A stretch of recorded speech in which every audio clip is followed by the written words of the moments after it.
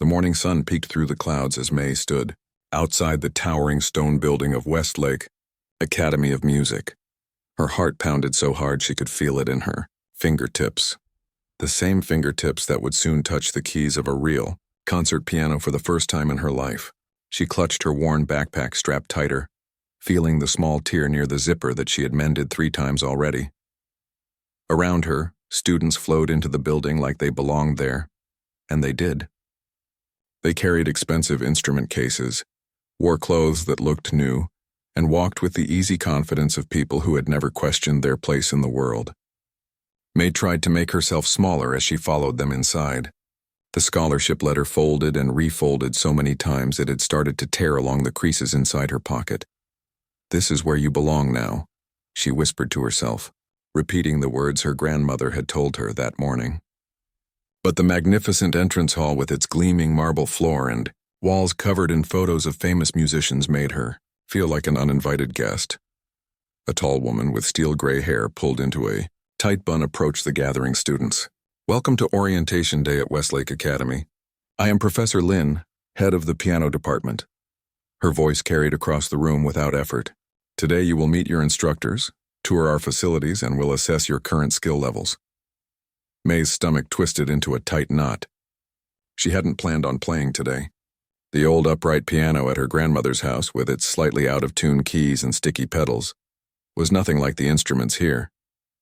She had practiced on it for 8 years, teaching herself mostly from videos she found online and the few books she could afford. Professor Lin led the group of 30 new students down a wide hallway lined with practice rooms. Through small windows in the doors, May caught glimpses of students playing violins, cellos, and pianos with intense focus. The sounds blended together, scales, classical pieces, jazz progressions, creating a beautiful chaos of music that made her heart ache with longing. They entered a large room with rows of chairs facing a small stage. In the center sat a magnificent grand piano, its polished black surface gleaming under the lights. May couldn't take her eyes off it. It was so different from her grandmother's piano, which had yellowed keys and chipped wood veneer that revealed the cheaper material underneath. "Take your seats," Professor Lin instructed. "We'll begin with a brief introduction to our program, and then I'd like to hear some of you play. Nothing formal, just a short demonstration so we can get a sense of your abilities." May chose a seat in the back corner, placing her backpack carefully under her chair. 2 rows ahead, a group of students were already chatting like old friends. Their laughter rang with ease and belonging. "My father got me the new Yamaha before I left Paris," said a girl with perfectly styled hair. "It's being delivered to my apartment tomorrow." "Nice," replied a boy wearing an expensive watch. "My summer at the Berlin workshop was incredible. The instructor there says I'm ready for the national competition." May looked down at her hands. The calluses on her fingertips were hard-earned from hours of practice every day after school and during weekends. While other kids had played outside or gone to movies, she had sat at that old piano determined to make it sing despite its flaws. Her hands were her only real training, tools. That and the burning desire that had filled her since she first heard classical piano music on an old CD her grandmother had found at a thrift store. Professor Lin began explaining the Academy's history and expectations. Founded over 100 years ago, Westlake had produced 15 internationally recognized pianists, 3 violin virtuosos who regularly performed with the world's top orchestras, and countless musicians who played in prestigious symphonies around the globe. "Your acceptance here is just the beginning," she said. "Less than half of you will complete the program. We demand excellence, dedication, and passion." May twisted the frayed edge of her sweater sleeve. She had passion, certainly, and dedication that had sometimes kept her practicing until her grandmother had to remind her to eat. But excellence? She had no idea how she measured against these students who had proper training, proper instruments, proper everything. "Now," Professor Lin said, her gaze sweeping across the room, "who would like to demonstrate their skills first?" Hands shot up immediately among the confident students in the front. But something strange happened to May in that moment. The sight of that beautiful piano waiting there like a dream she never thought would come true pulled at her. Before she could think better of it, her hand was in the air. Professor Lin looked surprised to see a volunteer from the back row. "Yes, you there. Please come forward." May stood on shaky legs. As she walked down the center aisle, she felt everyone's eyes on her. Her second-hand clothes seemed to shout her difference from the others. Jeans that were a little too short, a sweater that had been washed so many times it had lost its original shape, and shoes with soles worn thin from walking the 3 miles to the public library, where she used to watch piano tutorials on their computers. The whisper started as she approached the stage. "Who's that? Don't recognize her from summer program. Look at those shoes, probably one of those charity cases they accept every year." The boy with the expensive watch leaned toward his friends. $5 says she can barely play chopsticks. Their muffled laughter followed May as she climbed the 3 steps to the stage. Standing before the piano felt like standing at the edge of a cliff. It was both terrifying and exhilarating. May gently ran her fingers across the fallboard, feeling the smooth, perfect finish. This instrument probably cost more than her grandmother's entire house. She sat down carefully on the bench and adjusted its height. The keys looked so perfect, even white, unblemished. She placed her hands on them, feeling their cool smoothness against her calloused fingertips. When she pressed the first key, the pure, clear sound that emerged was so different from what she was used to that it startled her. She hit a wrong note in her surprise, and a ripple of laughter spread through the audience. "That's $1 you owe me already," the boy with the watch said loudly enough for everyone to hear. May's face burned. She wanted to run, to disappear, to be anywhere but here under the harsh lights with everyone watching and judging. Professor Lin took a step forward, perhaps to suggest someone else take a turn, but then stopped, because May had closed her eyes. In the darkness behind her eyelids, she wasn't in this intimidating room anymore. She was back in her grandmother's small living room, with the faded curtains and the smell of ginger tea. She was 8 years old again, discovering that she could make beauty with her hands. She was 12, playing through tears after being mocked at school. She was 15, losing herself in music when the electricity was cut off because they couldn't pay the bill that month. Music had always been her escape, her comfort, her voice when words failed her, and now even here it could be her shield. Her hands settled into position naturally and she began to play. The first few notes came out hesitantly, not because she didn't know them by heart, but because the piano responded so differently from what she was used to. It was like suddenly being given wings after learning to run. Someone snickered when she paused briefly to adjust. Another whispered something that made several people laugh, but May didn't open her eyes. Instead, she took a deep breath and let her fingers find their way. The piece she chose was the first movement of Beethoven's Moonlight Sonata. Not the most technically difficult piece, but one that required feeling, touch, and soul. The gentle triplets began to flow more naturally now, her right hand finding the delicate melody while her left created the steady pulse beneath. Each note rang out pure and true in the perfect acoustics of the room. The whispers and laughter gradually faded. May didn't notice. She was somewhere else now, letting the music carry her away from the anxiety and doubt. Her body swayed slightly as she leaned into the crescendos and pulled back for the softer passages, feeling the music rather than merely playing it. What the others couldn't know was how many times she had played this piece in the dark when the power was out, how she had practiced the hand positions while riding the bus to school, how she had fallen asleep counting measures and fingerings in her head. This piece lived inside her, as much a part of her as her own heartbeat. As the final notes of the first movement faded, May finally opened her eyes. The room was completely silent. She couldn't read the expressions on the faces looking back at her. They weren't laughing anymore, but they weren't exactly smiling either. Most looked confused. Professor Lin's expression had changed too. She was looking at May with intense interest now, her head tilted slightly as if trying to solve a puzzle. "Your name?" she asked. "May," she answered softly. "Mei-chen." "Well, Mei-chen," Professor Lin said, "that was an interesting interpretation. I'd like to hear something more technically challenging now. Do you know any Chopin?" The question hung in the air like a challenge. May's heart raced. She knew Chopin, yes. Had spent countless hours trying to master his work on a piano that couldn't possibly do it justice. But could she play it here now on this perfect instrument with everyone watching? She looked at the keys, then back at Professor Lin and nodded once. As her fingers hovered over the keys once more, May realized something important was about to happen. This moment would either confirm what the others thought of her, that she didn't belong here, or it would change everything. Either way, there was only one path: forward, play. The challenge hung in the air, between May and Professor Lin. Chopin was no small request. His compositions were known for their technical difficulty and emotional depth. May took a deep breath and placed her hands on the keys again. She chose Chopin's Etude Opus 10, number 12, known as the Revolutionary Etude. It was a piece that had captivated her from the first time she heard it. The powerful left-hand runs and the passionate right-hand melody seemed to capture everything she had ever felt but couldn't express in words.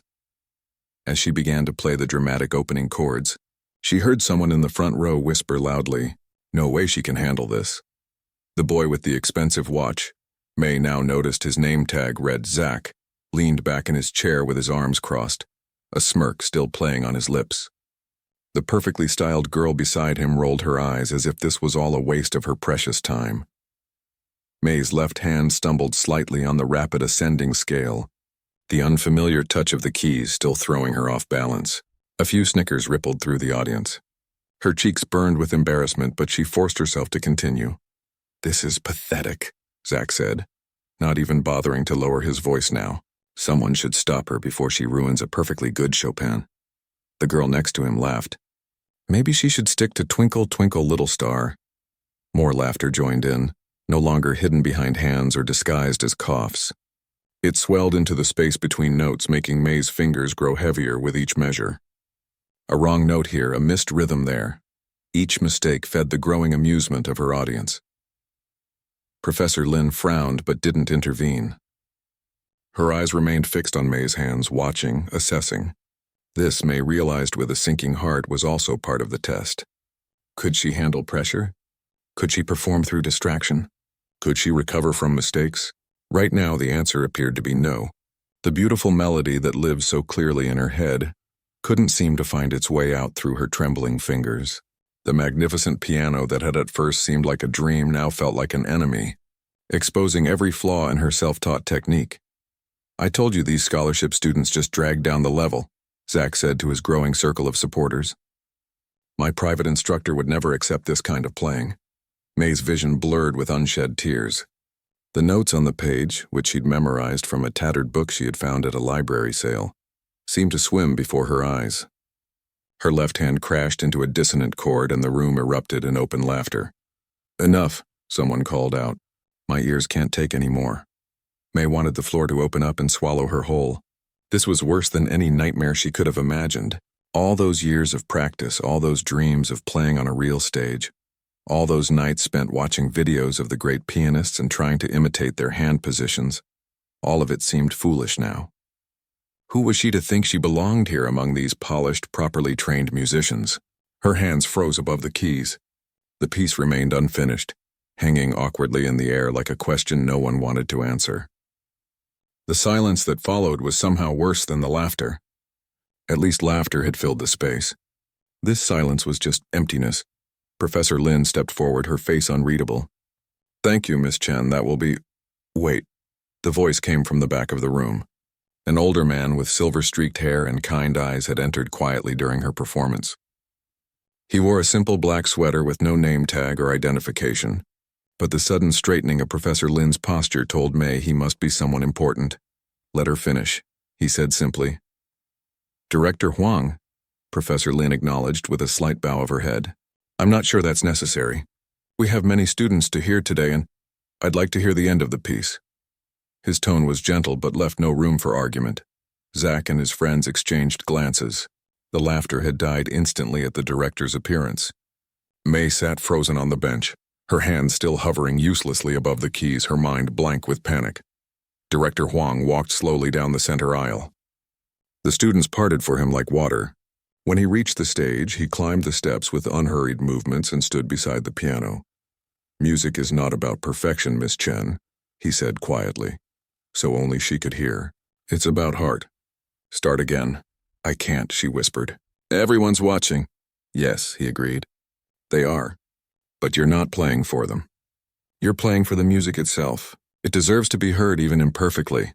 May looked up at him, surprised by his words. No one had ever talked to her about music that way before. In her grandmother's house, she played because it made her feel less alone. She played because it was the only thing that made sense when nothing else did. She had never thought about playing for the music itself. Close your eyes if it helps, Director Huang suggested. Forget where you are. Forget who's listening. Just remember why you play. May closed her eyes. She thought about her grandmother who had worked double shifts to keep that old piano, even when they could barely afford rent. She thought about the first time she had successfully played a piece all the way through, and the pure joy that had filled her. She thought about all the nights she had fallen asleep with melodies running through her head. She began again. Not from the beginning, but from the heart of the piece where the main theme returns after the development. Her fingers found the keys without her having to look. This time she didn't try to impress anyone. She didn't think about technique or tempo or dynamics. She simply played the way she played when no one was listening. And something strange happened. The piano began to respond to her in a way it hadn't before. It was as if it recognized her newfound sincerity and decided to meet her halfway. The notes rang out clear and true, the pedaling creating the perfect amount of resonance. Her left hand, which had struggled with the rapid runs, now moved with surprising agility across the keys. The laughter didn't resume. Instead, a different kind of silence fell over the room, the silence of people actually listening. Zach's smirk faded as May's playing grew more confident. The perfectly styled girl stopped examining her nails and looked up with reluctant interest. Even Professor Lin's stern expression softened slightly as the music filled the room. May didn't notice any of this. Her world had narrowed to just her hands and the keys and the music flowing between them. For the first time since entering Westlake Academy, she wasn't thinking about belonging or not belonging. She wasn't comparing herself to the other students or worrying about her second-hand clothes or her lack of formal training. She was simply being herself. When she played the final resolute chord, she kept her eyes closed for a moment longer, not wanting to break the spell. The silence that followed wasn't empty this time. It was full of something she couldn't quite name. Then from the back of the room someone began to clap. A single pair of hands at first, then another, then several more. Not everyone joined in. Zach and his closest friends kept their arms firmly crossed. But enough did that when May finally opened her eyes. She was met with something very different from the ridicule she had faced earlier.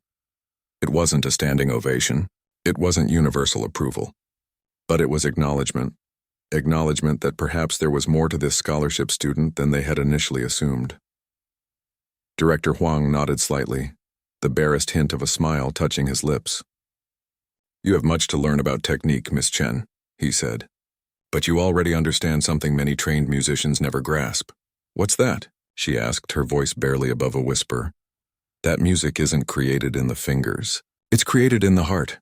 He turned to address Professor Lin. "I believe Miss Chen would benefit from special technical training to complement her natural musicality. Perhaps you could work with her directly." Professor Lin's eyebrows rose in surprise.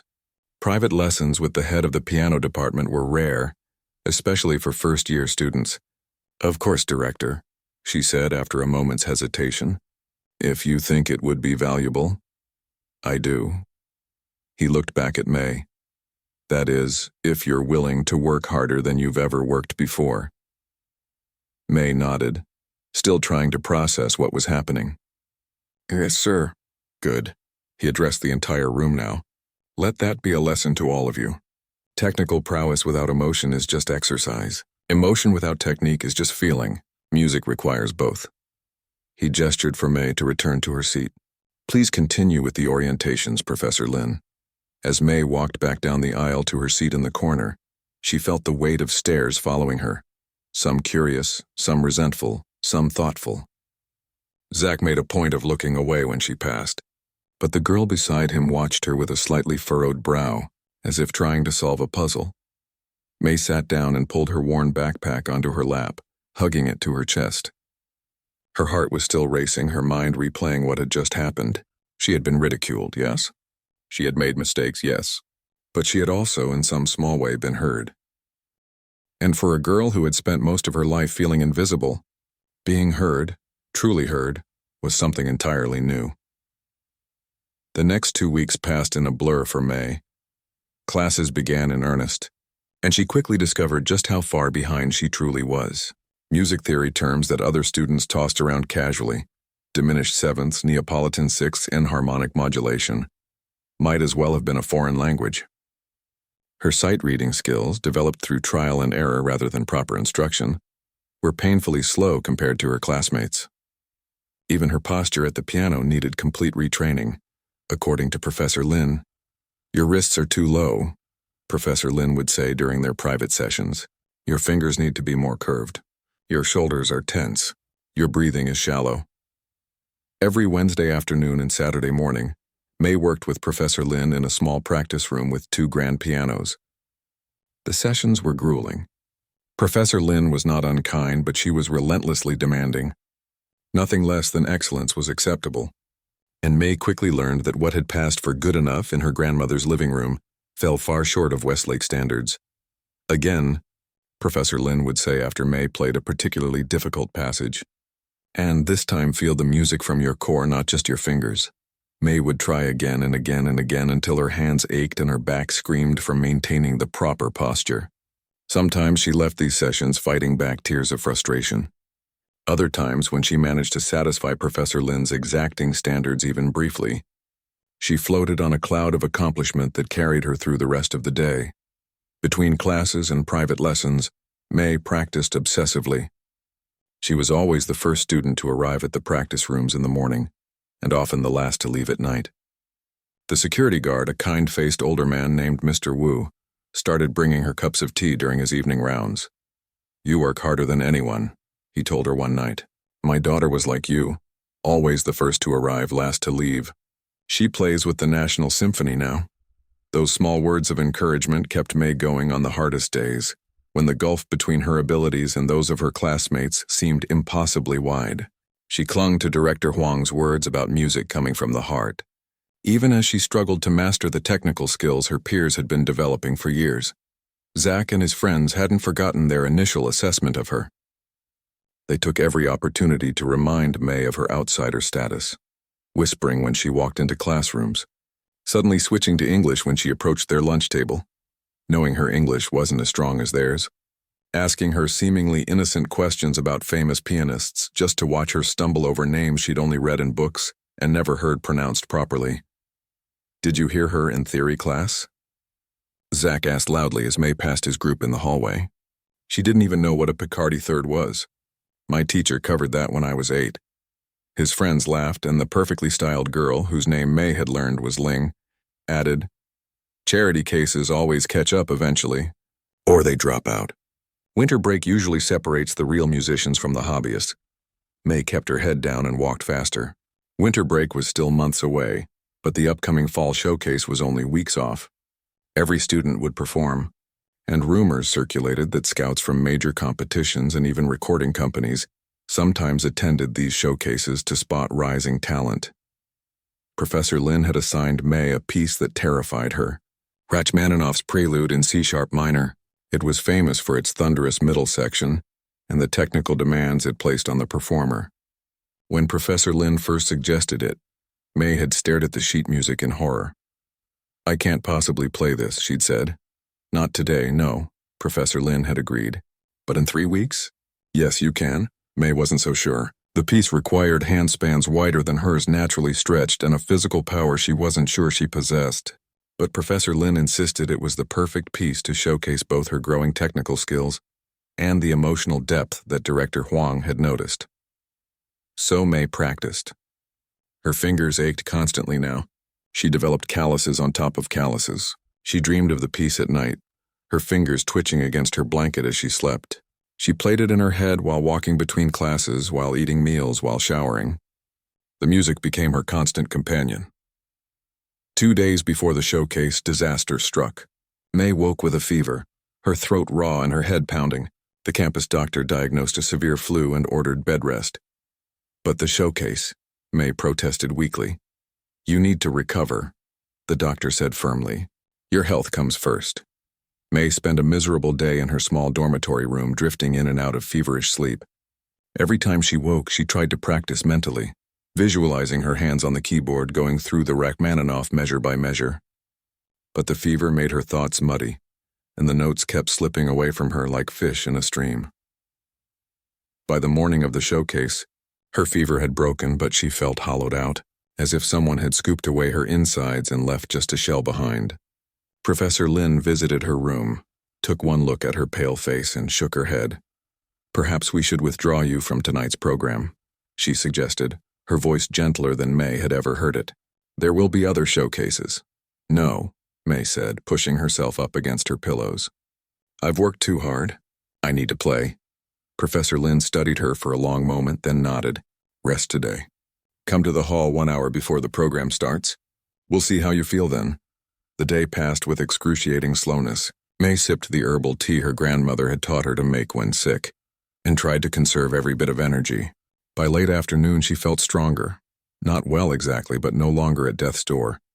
She dressed carefully in the one nice outfit she owned, a simple black dress her grandmother had altered to fit her properly, with a red scarf that added a touch of color.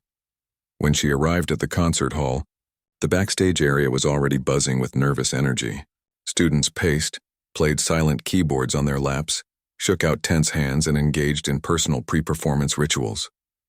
May found a quiet corner and closed her eyes, trying to center herself the way Director Huang had taught her.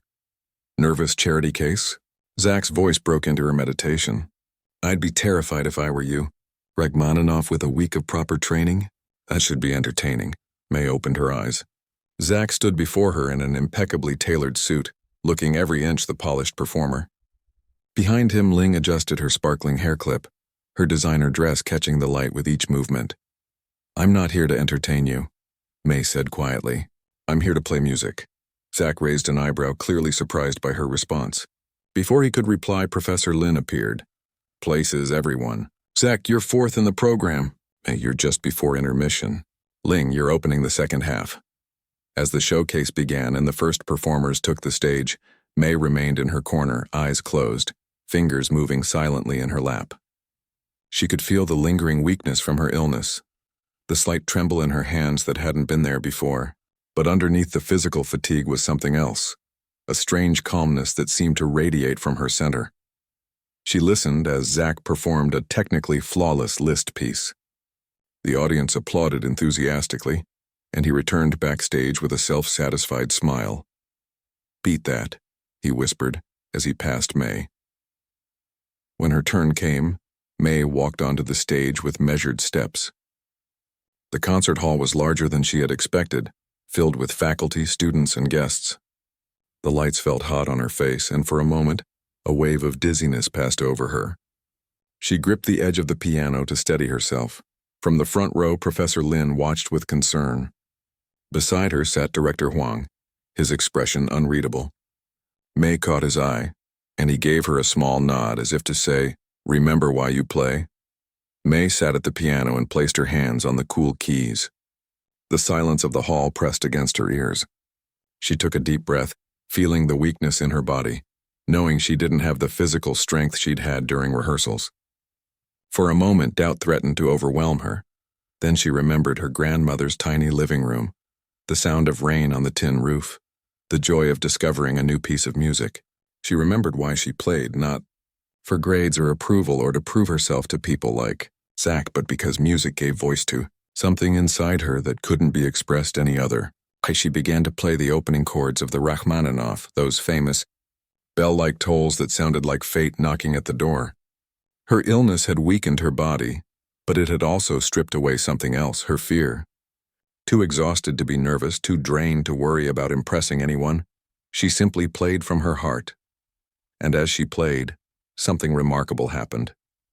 The music began to transform her. Each note seemed to pour strength back into her limbs. Each phrase reconnected her to the core of herself that no amount of ridicule or self-doubt could touch.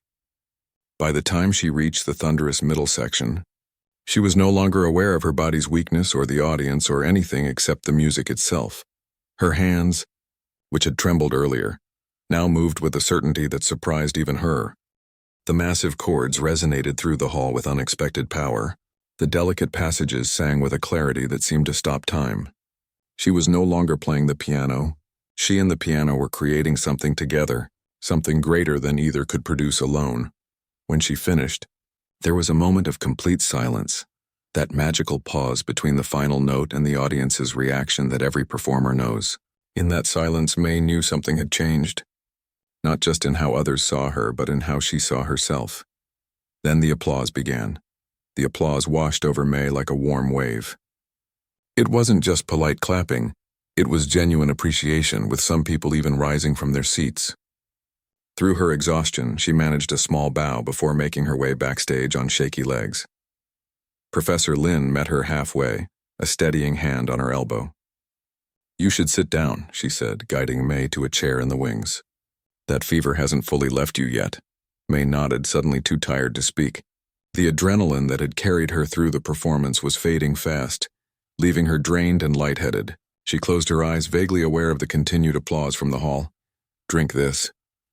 A paper cup appeared in front of her. Director Huang stood there offering water. "You played beautifully." "Thank you," May whispered, taking a small sip. Her hands were trembling again, but now from exhaustion rather than nervousness. "Rest now," he said. "We'll talk tomorrow." As May sat quietly recovering, the backstage area buzzed with a new kind of energy. Students who had previously ignored her were glancing her way with curious expressions. Others were huddled in small groups, talking in low voices and occasionally looking in her direction. Even Ling, waiting to perform after intermission, kept darting confused looks at May between checking her reflection in a compact mirror. Only Zach maintained his air of dismissive superiority, though May noticed a tightness around his mouth that hadn't been there before. He stood with two other boys from his usual group, their backs deliberately turned toward her as they spoke in hushed tones. "I don't care what everyone's saying," she overheard him mutter. "It was just an emotional performance, not technically sound. Anyone can play with feeling if they don't care about precision." One of his friends shrugged. "I don't know, man. That middle section was pretty impressive." "Whatever," Zach snapped. "My list piece was much more difficult. The judges will recognize that." May closed her eyes again, too tired to care about Zach's opinions. She just wanted to return to her room and sleep for a week. But protocol required all performers to remain until the showcase ended, so she settled in for a long evening. The intermission came and went.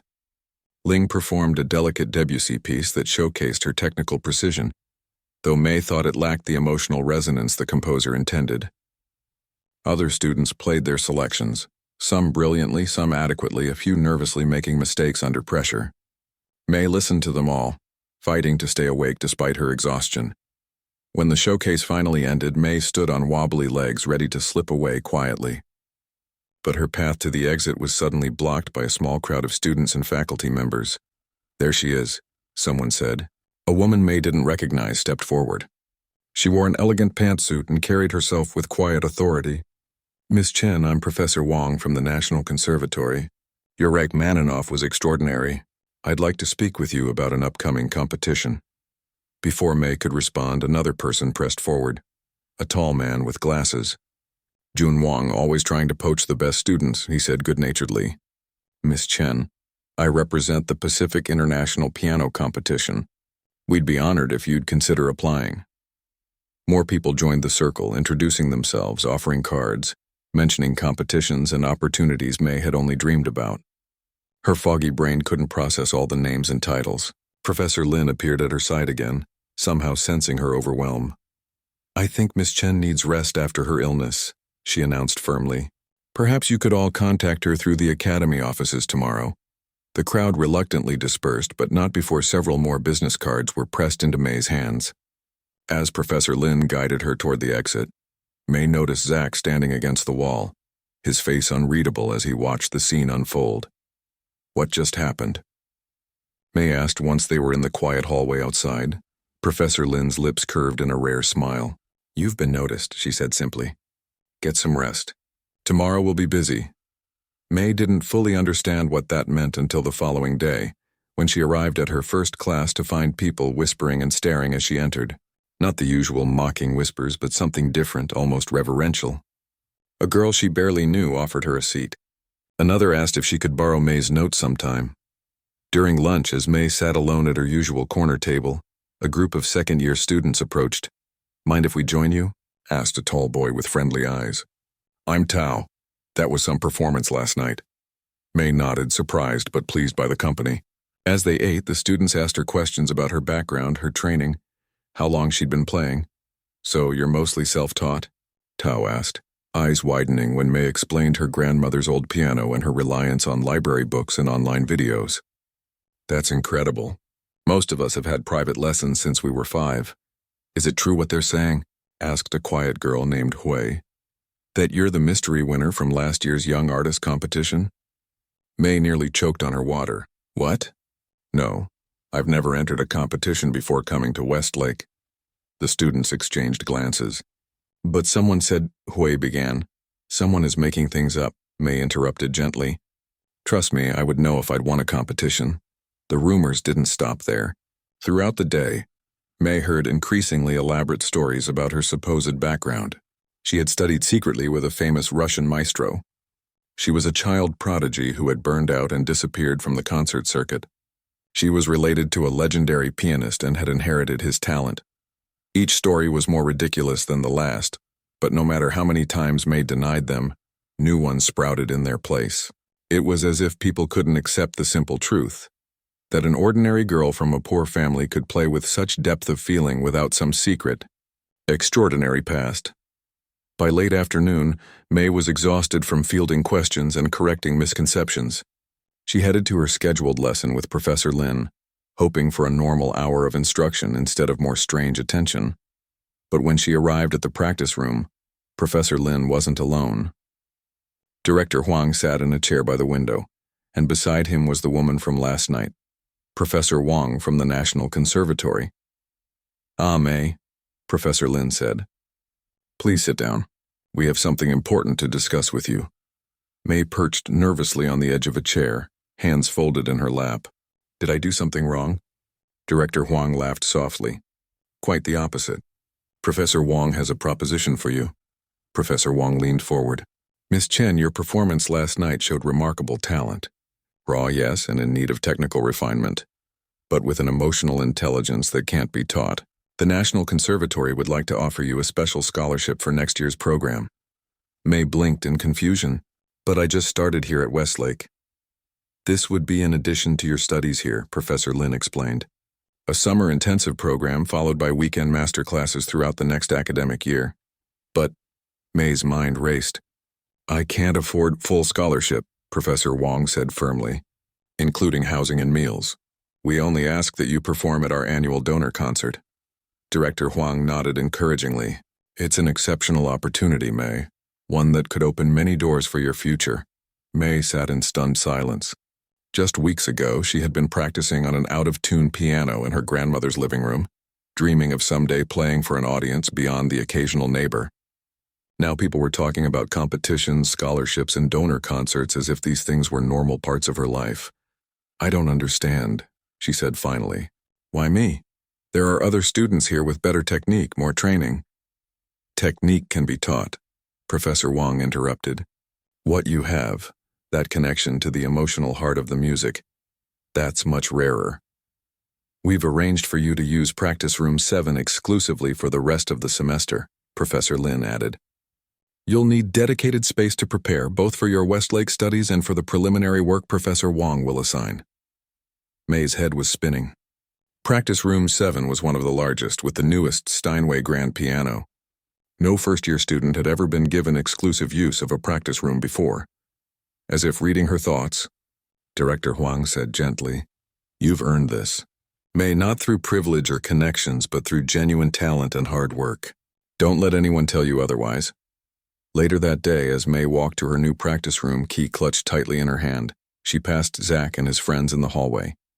Their conversation stopped abruptly when they saw her. Zach's face clouded. But one of the others, a boy who had always laughed at Zach's jokes at her expense, gave her a small nod of acknowledgement. Congratulations on practice room 7, he said quietly. Thanks, May replied, surprised.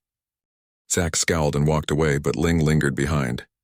Is it true, she asked when the others were out of earshot, about the National Conservatory? May nodded, still not quite believing it herself. Ling studied her for a long moment. My mother wanted me to get into their program, she said finally. She's been pushing me since I was 6. Private teachers, summer intensives, competitions, all of it. She twisted a ring on her finger. I didn't even make their wait list. There was something in Ling's voice, not anger or jealousy exactly, but a kind of bewildered hurt that made May see her differently. Behind the perfect hair and designer clothes was just another girl trying to live up to expectations. I'm sorry, May said. Meaning it. Ling shrugged. It's not your fault. You played... She hesitated as if the admission cost her something. You played beautifully last night. I've never heard Rachmaninoff sound quite like that before. Before May could respond, Ling hurried away to catch up with Zach and the others. May continued to her practice room, unlocked the door, and stepped inside. The space was larger than her entire bedroom in her grandmother's house. Sunlight streamed through tall windows, illuminating the gleaming black Steinway in the center of the room. She ran her fingers lightly over its surface. Still not quite believing this magnificent instrument was hers to use whenever she wanted. She sat on the bench and played a simple C major scale, marveling at the piano's rich, resonant tone. Then she reached for her phone to call her grandmother with the news. Wei, her grandmother's familiar voice answered, slightly distorted by the poor connection. Grandmother, May said, tears suddenly filling her eyes. Something amazing has happened. As she shared the events of the past 24 hours, May realized that the most remarkable transformation wasn't in how others saw her now, but in how she was beginning to see herself, not as an imposter or a charity case, but as someone who genuinely belonged in this world of music she had loved from afar for so long. She belonged not because someone had given her permission or approval, but because the music itself had claimed her as its own. 3 months after the fall showcase, winter had settled over Westlake Academy. Snow dusted the grand old buildings, and students hurried between classes with scarves wrapped tightly around their necks. Inside practice room 7, however, May was warm, her fingers flying over the keys as she worked through a particularly challenging passage of Chopin's Ballade No. 1. Better, she muttered to herself, but not quite right. She had changed in these months. The shy, uncertain girl who had arrived with a battered backpack and second-hand clothes was still there, but she now carried herself with quiet confidence. Her posture at the piano had improved dramatically under Professor Lin's strict guidance. Her technique, while still developing, had advanced more in 3 months than in all her previous years of self-teaching combined. More than these external changes, though, was the shift in how she saw herself. May no longer questioned whether she belonged at Westlake. The piano beneath her fingers, the music in her head, the growing skill in her hands, these were proof enough. A knock at the door interrupted her practice. May glanced at the clock. She had reserved the room for another hour, and everyone at Westlake respected the sacred privacy of practice time. Come in, she called, curious. The door opened to reveal Ling, looking uncharacteristically uncertain. Since their brief conversation in the hallway months ago, they hadn't spoken much, though the open hostility had faded into something more like mutual awareness. Sorry to interrupt, Ling said, stepping inside and closing the door behind her. I was hoping to talk to you. May turned on the bench to face her. Is everything okay? Ling took a deep breath. The spring concert is in 2 weeks, and Professor Lin has assigned us to play a duet together. May's eyebrows shot up in surprise. The spring concert was a major event, second only to the year-end recitals in importance, and piano duets were rare at Westlake, reserved for students who complemented each other's playing styles. I see, May said carefully. And you're not happy about this? Ling twisted her hands together, a nervous gesture May had never seen from her usually composed classmate. It's not that. It's just, you and I have very different approaches to music. My playing is technical, precise. Yours is... She hesitated, searching for the right word. Emotional? May suggested. Alive, Ling corrected her. Your playing breathes in a way mine doesn't. That's why Professor Lin paired us, I think. She wants some of your expressiveness to rub off on me, and my technical precision to influence you. May nodded slowly. It made sense. Despite her progress, she still struggled with technical consistency, while Ling, for all her perfect execution, often received feedback about the emotional flatness of her performances. What piece did she assign? May asked. Schubert's Fantasy in F minor, Ling replied. It's beautiful but challenging.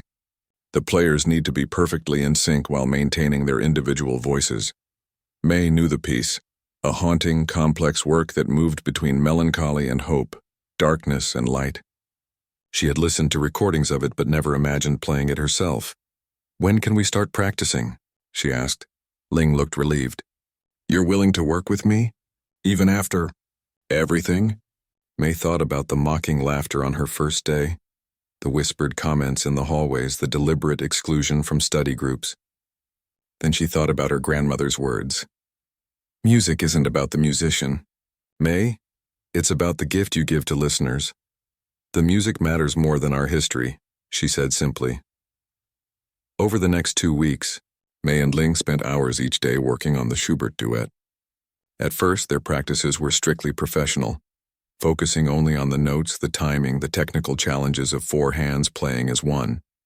But gradually, as they navigated the emotional landscape of the piece together, something shifted between them.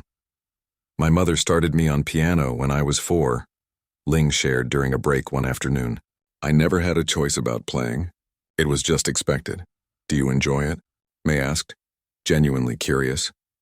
Ling considered the question as if no one had ever asked her that before. I enjoy doing things well, she said finally. And I do play well. But you play like you love it, like you'd do it even if no one was listening. I did, May said. For years, no one was listening except my grandmother, and sometimes she was too tired from work to pay attention. That must have been hard, Ling said, and May was surprised to hear genuine understanding in her voice.